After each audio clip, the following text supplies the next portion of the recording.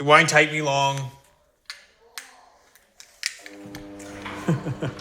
Right, guys, excuse the mess as I have been working in here.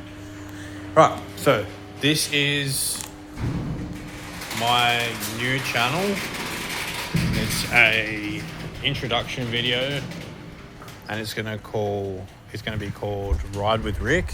I'm Rick, obviously, and I'm pretty much just gonna be just following my builds on all my stuff. So like on my ski, I got a Talaria Sting Pro. And obviously I'm not building the Amarok, but it is a Walkinshaw. I'll do an introduction on every single car and bike and jet ski and whatnot. But this is pretty much just an introduction video to my new channel. I do have my other car, which is in the shop at the moment, getting its brakes done. I have an E46 M3 BMW in the Laguna Seca blue color, which has had a ton of work done to it. So that'll be a whole video by itself. And I'm also going to do a whole bunch of ride with me videos on that one. So you guys can see how that thing goes and sounds and all sorts. So yeah, it's going to be a lot of fun having you guys follow along on all my builds, all my rides. I'll be doing a lot of jet skiing videos because it's summer here in Australia at the moment.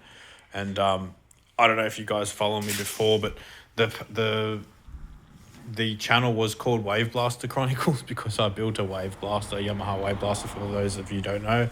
I built it from ground up. It was about a 25k build.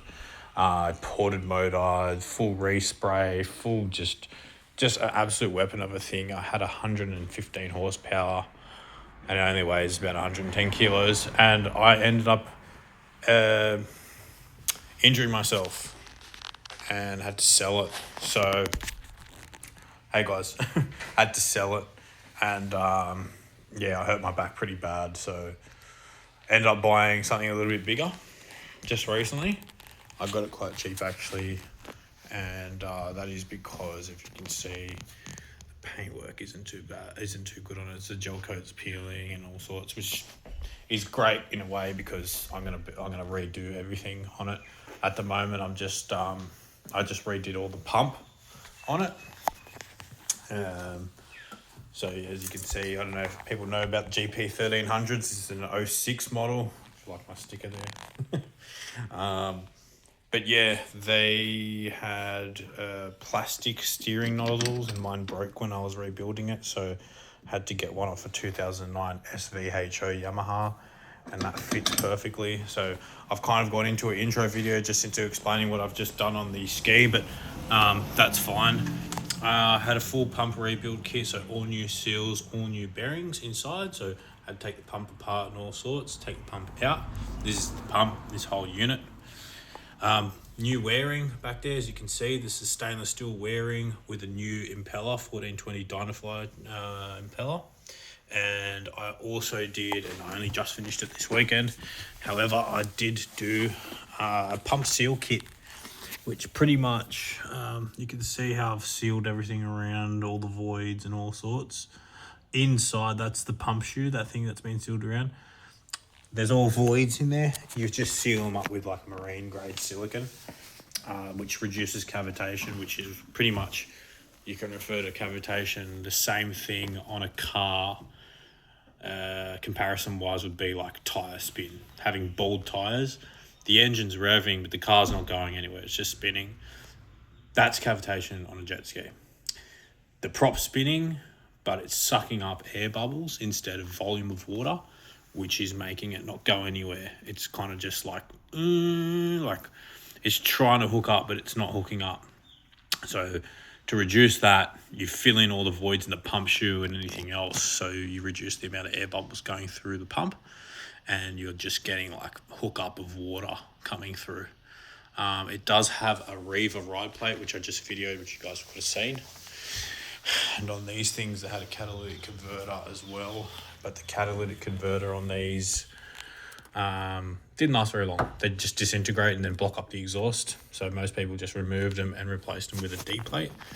It's just in there. That's what that is. The D plate is like got a little D cut shape in it.